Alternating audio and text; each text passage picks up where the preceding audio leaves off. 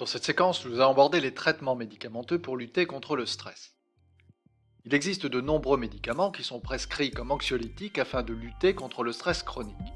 Le Valium, dont le principe actif est le diazépam, une molécule de la famille des benzodiazépines, est l'un des plus répandus. Dans l'expérience qui est présentée ici, on injecte à des rats des benzodiazépines à des concentrations variables, puis on mesure la concentration plasmatique d'adrénaline dans des conditions de contrôle, cage habituelle, et de stress, nouvelle cage. On constate alors que plus la dose de benzodiazépine administrée est élevée, plus la quantité d'adrénaline produite est faible. Les benzodiazépines ont à la fois un effet myorelaxant, c'est-à-dire une baisse du tonus musculaire, et un effet sédatif, permettant à la fois de réduire l'anxiété et d'améliorer les problèmes d'insomnie.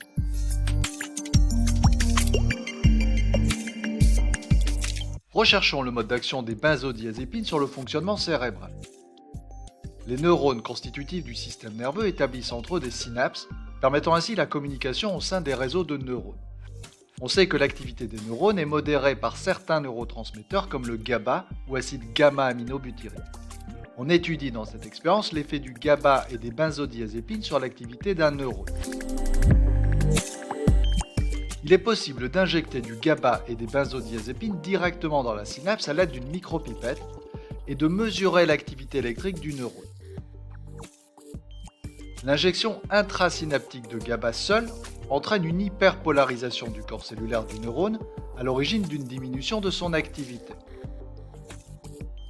Si on refait la même expérience, mais en injectant en plus du GABA des benzodiazépines dans la fente synaptique, on constate que l'hyperpolarisation est encore plus importante, ce qui conduit à réduire encore l'activité des neurones.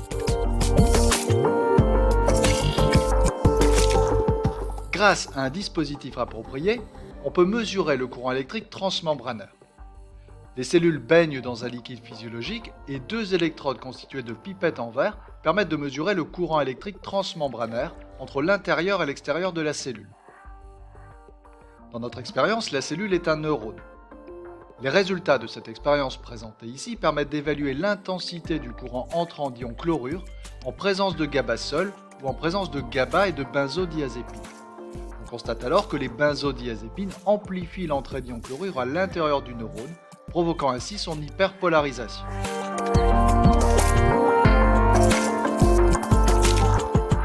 Les mouvements d'ions à travers la membrane plasmique des neurones impliquent le fonctionnement de protéines canaux qui permettent de faire entrer ou sortir les ions.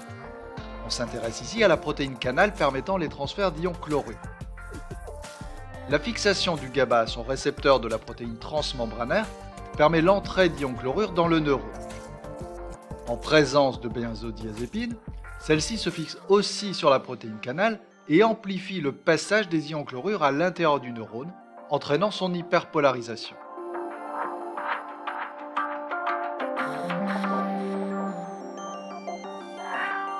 On peut évoquer un autre effet des traitements médicamenteux sur le tissu nerveux. En effet, certains médicaments utilisés permettent de contrecarrer les effets du stress sur le développement des neurones abordés un peu plus tôt. Dans une situation normale, le nombre de ramifications des neurones est élevé, permettant ainsi une bonne communication au sein des réseaux neuronaux. On a vu précédemment que chez l'individu stressé, le nombre de ces ramifications diminue, mais on peut constater ici que sous l'effet de certains médicaments, la ramification des neurones va être maintenue.